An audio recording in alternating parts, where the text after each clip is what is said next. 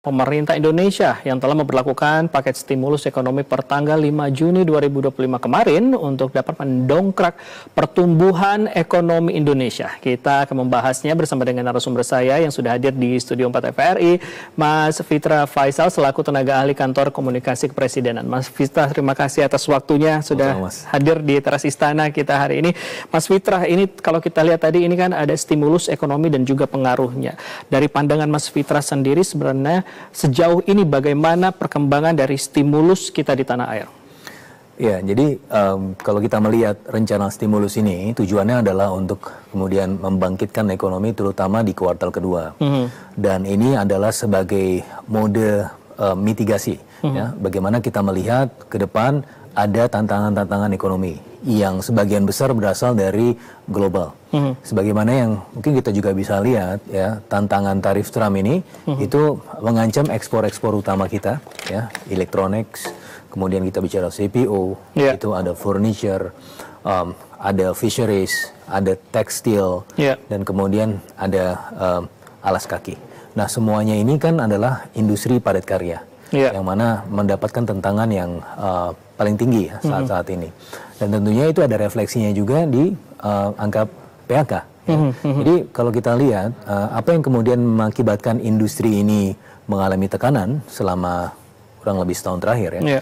Itu pertama tentunya dari tekanan global. Bagaimana tahun lalu kita juga melihat adanya semacam pelambatan kinerja industri yang juga terjadi 5 bulan berturut-turut ada kontraksi industri yang dilihat dari angka Purchasing Manager Index in Manufacturing sudah 5 bulan berturut-turut sempat itu terjadi.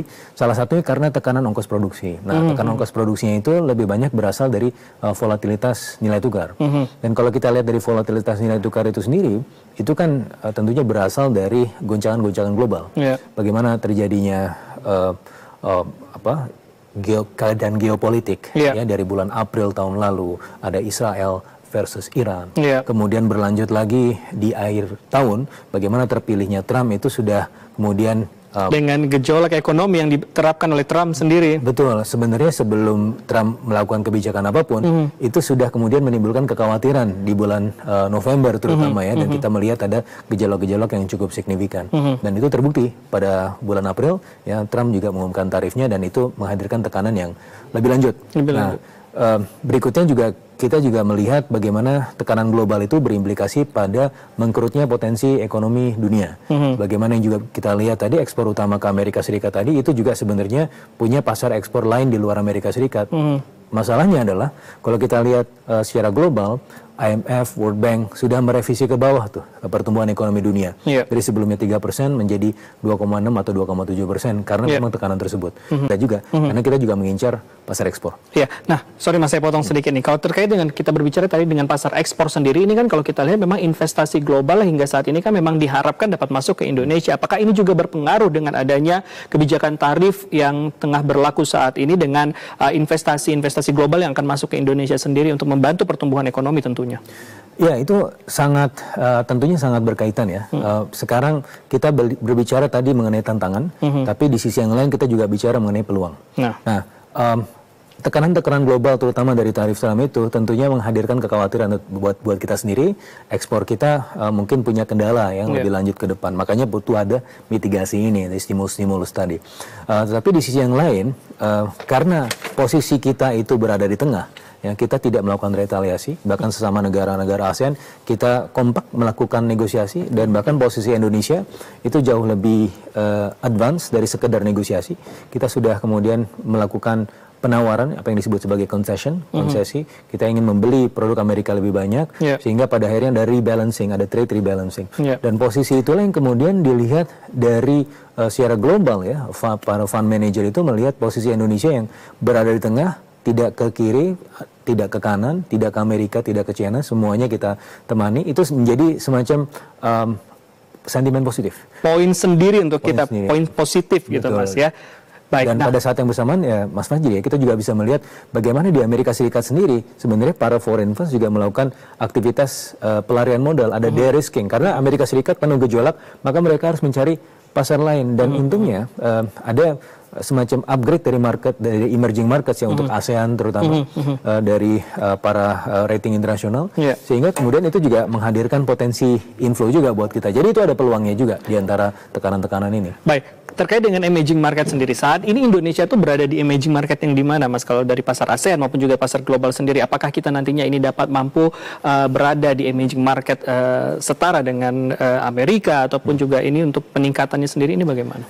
Nah, kalau kita bicara mengenai potensi ya, tadi emerging markets di kawasan regional Asia, itu tentunya Indonesia bukan yang merupakan yang paling deras ya tujuan investasinya. Tetapi kita sedang mengusahakan dan mengupayakan, kita kan pasarnya besar, tapi kita tidak hanya sekedar pasar yang besar, tapi kita akan melihat ke depan bagaimana Indonesia akan berkembang menjadi pusat produksi terbesar juga. Nah, selama ini Vietnam yang mengambil peran itu di ASEAN ya, selama 5 tahun terakhir lah. Nah, ini yang harus kita kejar, dan makanya kita juga bicara mengenai dalam paket Asta Cita industrialisasi. Nah, bagaimana itu kita juga mengundang investor-investor asing untuk masuk, dan kemudian ya tentunya investor masuk itu apa sih tujuannya? Adalah untuk mencapai return yang tinggi. Nah, maka kita juga harus melihat bagaimana prioritas pembangunan kita, pembangunan industrinya juga sesuai dengan para foreign investors ini. Jadi harus ada coping dan juga club mekanismenya. Nah, dari sisi ini kami melihat juga Danantara menjadi semacam wadah ya untuk kemudian menarik investasi asing juga untuk masuk. Dan juga kita melihat bagaimana Pak Prabowo ya sangat outward looking ya. Dalam 100 hari pertama saja Pak Prabowo sudah berkunjung ke 9 negara, itu baru 100 hari, dan mendapatkan 19,5 billion US dollar komitmen investasi. Dan kalau kita panjangkan ke 200 hari, itu lebih panjang lebih besar lagi dan negaranya. Itu semuanya dikunjungi dari Timur Tengah, kemudian di Asia Timur, bahkan negara-negara barat itu juga dikunjungi. Dan kemarin juga ada kunjungan-kunjungan balasan. Ini adalah sebenarnya satu cara kita untuk kemudian tetap berada di tengah dan kemudian menjadi ya titik bertemu ya semua pihak, dan itu adalah bagus juga buat Indonesia ya. Kalau kita bicara peluangnya tadi. Baik. Kalau kita lihat bicara peluang ini, dan juga pemerintah ini baru saja kemarin meresmikan ataupun juga meluncurkan bahwa ada 6 paket stimulus yang di 5 paket stimulus yang diberlakukan ini. Tapi sejauh ini Mas, bagaimana upaya dan juga stimulus ini kan kalau kita lihat di kuartal 1 ini kan cukup bagus. Karena adanya Hari Raya Idul Fitri, kemudian juga ada Natal, Tahun Baru, ini cukup bagus lah angkanya. Kemudian juga di kuartal kedua ini ditargetkan memang dari angka 4,7% hingga dengan 5,5%, dan juga titik tengahnya itu adalah di 5,1 atau 5% Mas ini. Ini bagaimana pandangannya Mas? Apakah kita dapat mencapai di kuartal kedua, ketiga, keempat dengan angka segitu atau seperti apa? Ya, jadi stimulus ini adalah cara pemerintah untuk melakukan normalisasi pertumbuhan ekonomi. Sebagaimana yang kita lihat, kuartal 1 pertumbuhan ekonomi kita hanya 4,87%, dan pemerintah menyadari itu perlu dibangkitkan kembali ke level yang seharusnya. Nah, oleh karenanya ini adalah motivasi kenapa stimulus itu hadir. Nah, stimulus-stimulus ini dari 5 stimulus itu kemana saja sih? Ada tadi juga diumumkan oleh Bu Sri Mulyani ya. Ada untuk bantuan subsidi upah. Nah, itu yang 3,5 juta ke bawah upahnya itu mendapatkan stimulus ya. Jadi 300.000 per bulan selama 2 bulan, jadi ada 600.000 untuk 17,3 juta penerimaan manfaat, dan itu gelontoran dananya 10,73 triliun. Ditambah lagi ada bansos penebalan bansos ya, itu untuk 18,3 juta penerimaan manfaat dengan total uangnya 11,93 triliun. Dan in total ya kita juga bisa melihat ada juga potongan-potongan harga ya untuk transportasi ya, ada darat, laut, udara semua kena tuh. Tujuannya adalah untuk mengambil momentum nih liburan sekolah terutama ya. Karena kalau pelajaran dari semester lalu ya, di semester 1 tahun lalu itu dengan banyaknya liburan dan juga kemudian adanya aktivitas spending yang cukup signifikan, itu bisa mempertahankan level pertumbuhan ekonomi di atas 5%. Nah, makanya ini yang kemudian coba dilakukan oleh pemerintah. Pertama, yang paling bawah itu diberikan bantalan, tadi penebalan bansos. Kemudian yang teman-teman kita yang berada di sektor formal tapi upahnya itu dia di upah minimum, level upah minimum, itu juga ditambahkan ya potensi upahnya sehingga mereka bisa memiliki daya beli. Dan di sisi yang lain pemerintah juga mencoba untuk menciptakan peluang-peluang ekonomi. Karena dengan adanya diskon transportasi ini secara empiris itu memberikan keterkaitan antar sektor yang cukup signifikan, terutama ke sektor pariwisata dan ekonomi kreatif. Sehingga pada akhirnya ketika sektor ini bertumbuh, maka akan ada peluang-peluang ekonomi baru, ya, tidak hanya di sektor formal, terutama juga sektor-sektor informal, ya, ketika kita jalan-jalan, spending, beli souvenir dan seterusnya, makan di tengah jalan, makan di warteg, itu kan menumbuh kembangkan UMKM sekitar, dan sehingga itu ada peluang-peluang ekonomi baru yang muncul. Belum lagi kalau kita bicara mengenai level okupansi hotel, itu juga pasti akan meningkat gitu ya. Mas, tapi juga saya ini penasaran, Mas, terkait dengan stimulus ini kan kebijakan baru dilakukan bulan Juni dan bulan Juli 2025. Sejauh ini apakah bantuan solusi jangka pendek yang diberlakukan ini akan dapat terus berjalan dengan baik, dengan apalagi kita lihat ini targetnya dapat kembali menyaksikan Teras Istana bersama saya Tengku Fajri, dan juga sudah hadir di studio bersama kami ini Mas Faisal. Mas Faisal, kita kembali berbincang, Mas Faisal, terkait dengan stimulus ataupun juga kebijakan stimulus yang sudah diberlakukan pemerintah ini per tanggal 5 Juni kemarin. Ini tadi saya bertanya terkait dengan kebijakan stimulus ekonomi ini berlangsung dari bulan Juni hingga bulan Juli 2025. Tapi apakah bantuan ini adalah hanya solusi jangka pendek atau seperti apa sebenarnya kebijakannya? Iya, ini adalah kebijakan pertama, kebijakan mitigasi, ya, karena sebagaimana yang saya sampaikan tadi, tantangan ke depan adalah tantangan yang penuh dinamika global. Yang kedua adalah ini adalah stimulus untuk memanfaatkan momentum. Momentum apa? Momentum libur sekolah. Nah, makanya tadi ada diskon transportasi. Nah, ini yang menurut kajian kami itu lumayan signifikan, ya, untuk kemudian meningkatkan geliat ekonomi, terutama potensi di kuartal kedua. Nah, yang berikutnya juga tentang aktivitas penambahan penebalan bansos dan juga subsidi upah tadi, itu sebenarnya tujuannya adalah orang bisa segera spending. Ya. Jadi ada terminologi ekonomi yang disebut sebagai disposable income. Ketika Anda diberikan uang, kecenderungannya adalah secara empiris Anda akan segera berbelanja. Coba bayangkan Mas Fajri ketika ada duit di dompet, kan kayaknya pengen aja kan dikeluarin. Beda kalau nggak ada duit di dompet. Benar. Itu secara logika ekonomi dan secara behavioral economics itu sudah terbukti. Maka itu yang diharapkan oleh pemerintah, selain ada disposable income, ada juga faktor interlinkages yang tadi dimasukkan ke sektor transportasi yang punya hubungan dengan sektor pariwisata, itu mampu untuk meningkatkan pertumbuhan ekonomi di kuartal kedua. Harapannya, sebagaimana yang disampaikan oleh Kementerian Keuangan, asesmennya itu adalah, Mas Fajri, kita memiliki tantangan worst case-nya di kuartal kedua mungkin cuma tumbuh 4,55%. Tapi dengan ada stimulus ini bisa dipertahankan di level 4,9%, minimal juga sama atau bahkan bisa lebih dengan dari kuartal 1. Nah, harapan yang trajektorinya sepanjang tahun ini, target pemerintah kan 5,2%. Nah, mudah-mudahan seminimal 5%. Udah bisa 5,1, 5,2% tergantung nanti performa di kuartal ketiga dan juga kuartal keempat. Tapi yang ingin dilakukan oleh pemerintah adalah membangkitkan sentimen positif sehingga orang bisa segera melakukan geliat industrial, dan itu sebenarnya sudah terefleksi di beberapa angka terakhir, seperti misalnya di sektor rumah tangga. Di sektor rumah tangga itu mulai ada sentimen-sentimen positif, ya, indikasi-indikasi awal. Tapi kita juga bisa melihat kemarin ada pengumuman balance of trade, aktivitas impor itu meningkat 21% secara year on year pertumbuhannya, dibandingkan dengan forecastnya yang sekitar 7%. Ini artinya apa? Artinya kalau kita lihat ke total impor kita itu kan 80-90% untuk kebutuhan industri.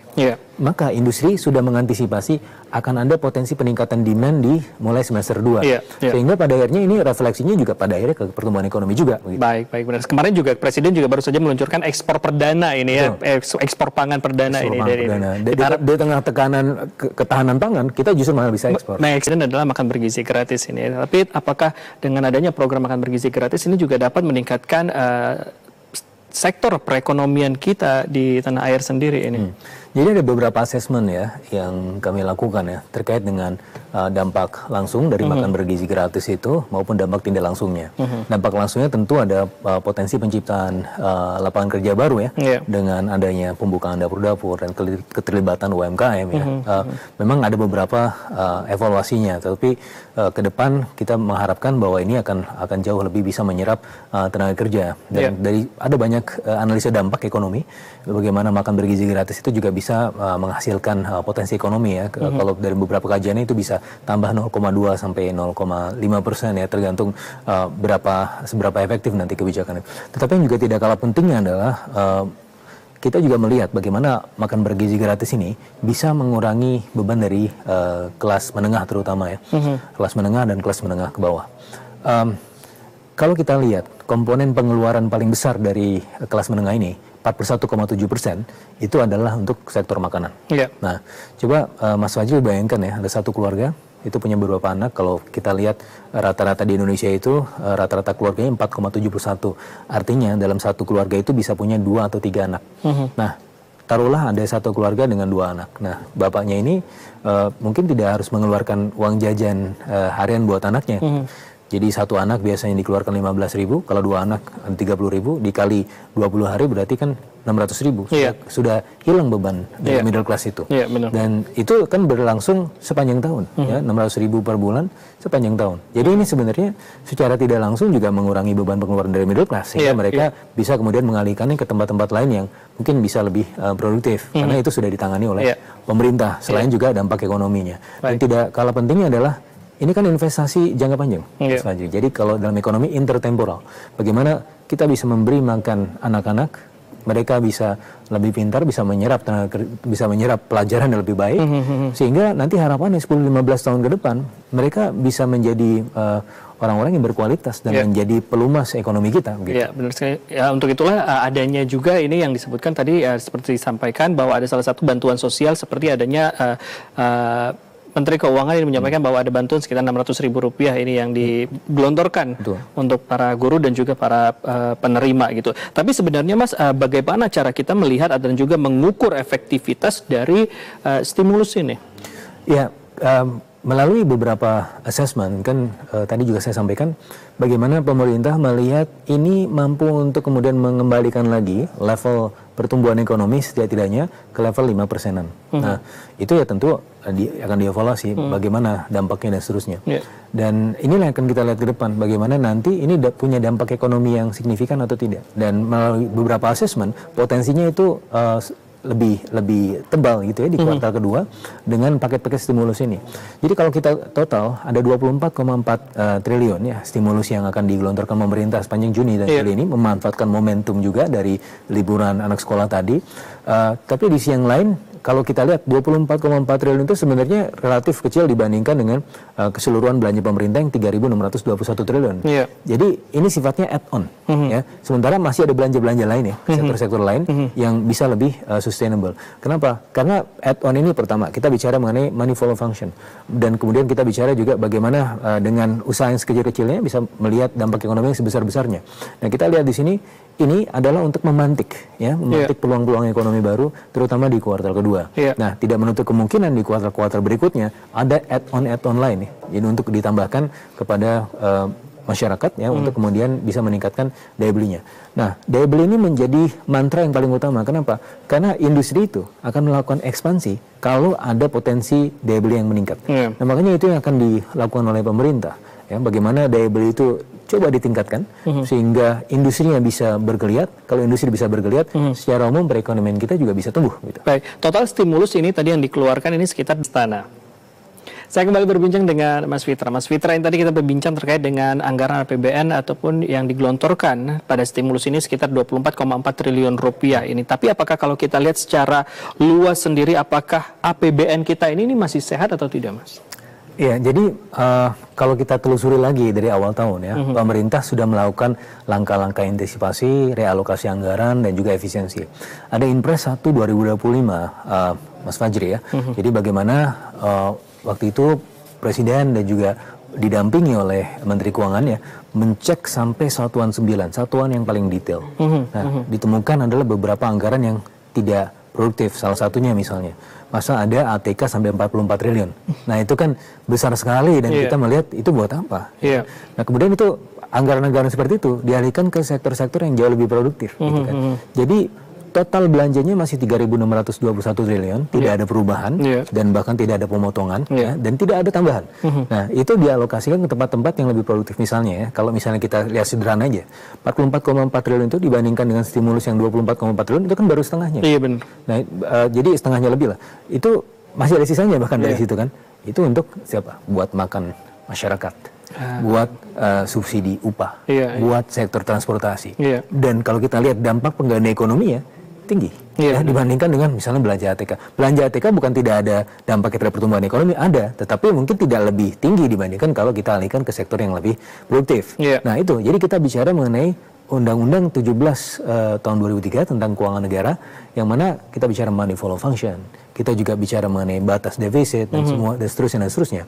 Dan itu masih akan kita lihat ya, kita jadikan poin referensi, dan tentunya target ya defisit anggaran tahun ini masih on the right track ya, 2,53% dari GDP. Jadi saya rasa ini adalah bagian dari proses realokasi anggaran ke tempat yang lebih produktif dan juga punya daya dukung ekonomi yang lebih tinggi begitu. Baik. Nah, ini yang menjadi pertanyaan semua orang, Mas. Ini yang saya mendapat pertanyaan ini dari semua orang terkait dengan tarif ke diskon listrik ini dibatalkan. Ini sebenarnya apa penyebabnya hingga akhirnya ini dibatalkan atau mungkin ditunda, seperti apa ini, Mas? Jadi sebenarnya bukan dibatalkan ya. Jadi bagaimana waktu itu kalau kita telusuri dari ada pernyataan-pernyataan Pak Erlangga, dan Pak Erlangga sebenarnya juga menyatakan bahwa ini adalah bagian dari rencana pemerintah. Pemerintah. Sementara eksekusinya itu tergantung diskusi dengan kementerian-kementerian terkait. Ada pemerintah dari sisi Kementerian Keuangan, kuasa fiskal akan dilihat bagaimana periodisasi anggarannya dari sisi kementerian-kementerian sektoral. Dan setelah ada assessment, ternyata memang pertama dari sisi periodisasi anggaran ini mungkin belum bisa di bulan Juni atau Juli. Tidak menutup kemungkinan di bulan-bulan yang lainnya. Tapi di sisi yang lain juga ada beberapa kajian dampak-dampak ekonomi yang sebelumnya juga dilihat bahwa secara empiris, kalau kita memberikan untuk disposable income yang tadi saya sampaikan, bagaimana orang yang kalau dikasih duit itu bisa langsung segera belanja, itu dampak ekonomi lebih tinggi ketimbang misalnya hanya sekedar diskon listrik. Nah, ini bagian dari assessment tersebut, sehingga pada akhirnya bisa memberikan dampak ekonomi yang lebih besar. Dan kalau kita melihat dalam perjalanannya juga, awalnya paket stimulus yang bantuan subsidi upah itu cuma 150.000 per bulan. Nah, ada aspirasi-aspirasi lain yang meminta untuk tolong ditambahin lah, karena tekanan di kuartal kedua mungkin akan tinggi. Lebih tinggi. Maka dari 150.000 itu ditambah menjadi 300.000 per bulan. Jadi in total 600.000. Sehingga ini bagian dari pemerintah untuk mendengarkan aspirasi dari masyarakat dan melakukan assessment ekonomi yang memberikan dampak ekonomi tertinggi, terutama di kuartal kedua itu yang mana saja. Nah, ini kan adalah bagian dari untuk fokus memanfaatkan momentum liburan. Nah, ini yang tujuannya lebih ke sana. Tapi tidak menutup kemungkinan tadi bagian dari assessment tarif listrik tadi bisa saja didiskon, tapi nanti dilihat potensinya di kuartal-kuartal berikutnya. Tapi setidak-tidaknya kalau kita lihat ini dari sisi inflasi sudah rendah gitu, sehingga tekanan dari sektor tersebut, terutama sektor energi, tidak setinggi sebelumnya. Dan pemerintah dan beberapa asesmennya bukan melihat bahwa ya kita tergantung prioritasnya, dan prioritas di kuartal kedua belum ke situ, mungkin di kuartal-kuartal berikutnya. Baik, tapi Mas sebenarnya kalau misalnya terkait dengan inflasi sendiri ini, apakah itu akan mempengaruhi nilai tukar rupiah, inflasi, dan juga atau aliran dana asing masuk ke Indonesia seperti yang tadi di awal tadi, Mas? Ya, jadi kan ketika pemerintah memberikan rencana stimulus ini, berarti kita bicara mengenai potensi pertumbuhan ekonomi. Dan ketika ada potensi pertumbuhan ekonomi, itu akan dilihat oleh Global Fund Manager untuk kemudian melihat, oh ini berarti kalau ada potensi pertumbuhan ekonomi, I need to put my money here. Jadi saya akan menaruh uang saya ke tempat yang dimana ekonominya atau potensi ekonominya tumbuh tinggi. Sehingga ini akan bisa menghadirkan tadi potensi capital inflow juga. Dan ketika capital inflow, maka akan ada terjadi peluang ketenagakerjaan, penciptaan tenaga kerja. Kemudian terhadap rupiah juga akan secara relatif lebih baik nilainya. Dan kita pertahankan di antara level 16.200, 16.500. Sesuai dengan target APBN, sebenarnya kalau target APBN untuk tahun ini 16.000, mudah-mudahan bisa ke level itu juga. Kalau misalnya ada derasnya investasi asing masuk ya, baik itu dalam bentuk foreign direct investment maupun dari sisi portfolio investment yang masuk ke market gitu ya, sehingga itu hubungannya secara sistematik seperti itu. Baik, tapi kalau misalnya tadi sedikit berbincang terkait dengan APBN sendiri, kan ini targetnya itu 16.000 ya Mas ya? Targetnya 16.000, tapi kalau seandainya APBN ini dilonggarkan, apakah ini akan terjadi penghematan atau justru menjadi pertanyaan, kenapa harus ada penghematan? Begini, jadi pertama yang 16.000 itu kan target nilai tukar ya. Nah, target nilai tukar itu dirancang di tahun lalu semenjak bulan Agustus tahun 2024. Ternyata dinamikanya ya, kita melihat bagaimana tekanan global itu ya kemudian membuat ada tekanan pada rupiah juga. Sehingga sekarang sebenarnya level rupiah di level 16.200 sampai 16.500 range-nya di situ itu masih cukup baik gitu, di tengah tekanan global. Karena sebelumnya kan kita sudah pernah melihat bagaimana rupiah bahkan menyentuh 17.000 dulu di lebaran yang lebaran Idul Fitri. Tahun lalu, Lebaran Idul Fitri. Oh iya benar ya. Kan Idul Adha. Nah, sebelumnya di awal tahun Idul Fitri di bulan April itu kita sempat melihat rupiah mendekati 17.000. Iya benar. Kemudian diintervensi oleh Bank Indonesia dan kemudian keadaan ekonomi kita membaik ya, tekanan global berkurang, sementara ada aktivitas de-risking dari US portfolios, artinya sekarang fund manager juga melihat bahwa ada risiko besar di Amerika Serikat, mereka harus taruh tempatnya ke yang relatif tidak beresiko dan salah satu tempatnya adalah emerging markets gitu. Nah, di sisi yang lain, efisiensi itu artinya apa sih? Impres 1 2025 tentang efisiensi itu artinya adalah mencegah kebocoran, ya, bukan memotong anggaran, tapi mencegah kebocoran. Dan tadi kalau saya sampaikan ada anggaran yang tidak produktif itu dialihkan ke yang lebih produktif, sehingga itu ada value for money. Kemudian sehingga kita juga bisa melihat dampak ekonomi dari APBN yang signifikan, ya, sehingga APBN itu tidak perlu terlalu banyak belanjanya, tapi bisa menghasilkan keuntungan ekonomi atau pertumbuhan ekonomi yang besar begitu. Baik, Mas Fitra, ini terakhir berhubung ternyata perbincangan kita masih sangat enak ini, tapi berhubung keterbatasan waktu, ini terakhir Mas Fitra, ini upaya apa yang akan terus dilakukan pemerintah dan ini apa yang ingin disampaikan kepada masyarakat di tengah adanya kebijakan-kebijakan stimulus-stimulus baru ini yang baru saja diluncurkan? Ya, pemerintah tidak pernah lepas dari aspek astacita, ya, bagaimana pemerintah dalam hal ini untuk kemudian meningkatkan potensi industri, industrialisasi, ya. Kenapa ada industrialisasi? Untuk kemudian meningkatkan lapangan kerja di sektor formal, sehingga kemudian masyarakat level income-nya bisa terjaga. Nah, di sisi yang lain, untuk kemudian bisa menebalkan ya, potensi industri, itu kan harus ada human capital. Makanya kita juga melihat bagaimana pemerintah sekarang juga coba untuk fokus kepada level pendidikan menengah dan atas. Bagaimana ada sekolah Garuda nanti rencananya, ada sekolah rakyat, ya. Kemudian ada kalau di level kuliah ada LPDP. Saya dulu juga reviewer LPDP. Nah itu saya senang sekali ya, banyak mahasiswa-mahasiswa kita yang pintar, yang kita sekolahkan ke luar negeri dan dalam negeri universitas-universitas terbaik, ya, itu adalah potensi-potensi human capital kita ke depan. Dan juga yang tidak kalah pentingnya adalah kenapa kita butuh industri, kenapa kita butuh human capital, karena kita butuh berdikari. Ada ketahanan dari sisi energi, ketahanan pangan, ya, dan ketahanan industrial tadi, sehingga pada akhirnya kita bisa mencapai target-target pertumbuhan ekonomi yang tinggi, ya, sebagaimana yang juga kita tahu bahwa pemerintah mencanangkan untuk mengejar target pertumbuhan ekonomi 8%, ya, setidaknya 2029 itu kita sudah bisa capai. Caranya bagaimana? Ya, dengan tadi kita melakukan itu semua, itu adalah ekosistem yang handal untuk mengundang investasi. Dan ketika investasi masuk, hitung-hitungan kami itu antara 10.000 sampai 13.500 triliun. Itu kalau bisa masuk ke sini, itu bisa 8%. Luar biasa sekali. Memang kita harapkan bersama di stimulus yang telah